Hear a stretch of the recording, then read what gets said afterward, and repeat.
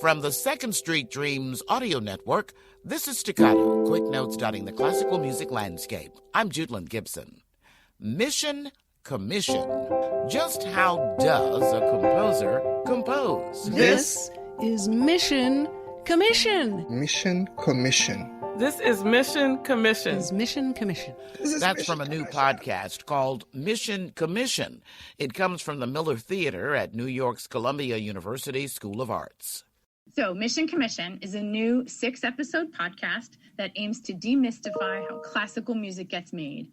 And we're following the journey of 3 composers as they create brand new pieces of music for the podcast. Melissa Smey, Associate Dean of Columbia University School of the Arts and the Executive Director of Miller Theater. What we wanted to do was to be able to have opportunities for composers and musicians to be working, even though stages are dark, right? And a podcast is a really interesting format to be able to hear from people directly. And I mean, it's been on our wish list for a while to make a podcast, and this provided an opportunity to do it. And so I hope that what listeners get from it is that they agree that it's a really good way to hear from the composers and to hear about how classical music gets made, and that the podcast is a good medium for telling that story. 3 composers and 3 instrumentalists were paired to come up with new works and to talk about it each step of the way. Courtney Bryan, the composer and a pianist, worked with Andre Murchison, who plays the trombone. They knew each other from their days at the Oberlin Conservatory of Music. In the podcast, Mission Commission, you'll be able to hear how they collaborated. Or maybe light could be different, like running figures.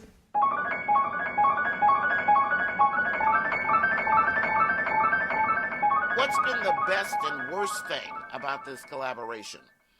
I'd say the best thing is it has been, first of all, it's been artistically fulfilling because it's like, even though we've known each other so long, we've worked in different contexts, but it's usually been like in a full band.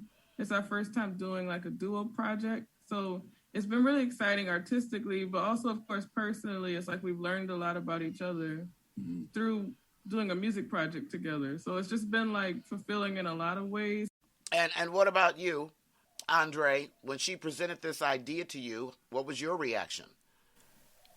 I was excited. She mentioned that she wanted the theme to be joy. So we just kind of discussed joy for 6 weeks and dealt with the Psalms. So I was excited. It kind of was a healing process during this whole quarantine. It brought some spiritual balance to me personally as we focused on joy being the theme and how we both felt about joy. Since they're both into numbers, they call their work synchronicity. Here's a bit of it.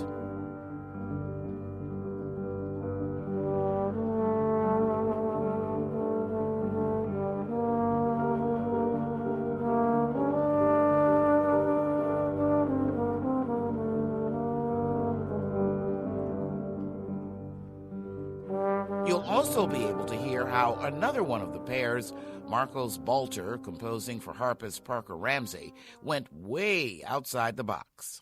What was interesting for the journey with Marcos Balter with his piece, the live component is really integral to how he thinks about his music. And there's an inherent theatricality in the music he creates that relies on live experience.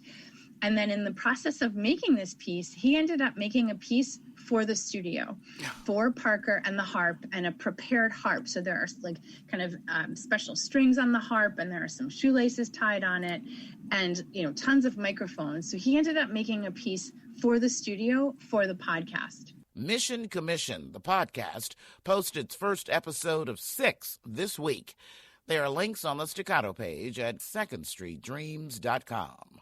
That's Staccato. I'm Judeland Gibson on the Second Street Dreams audio network on secondstreetdreams.com.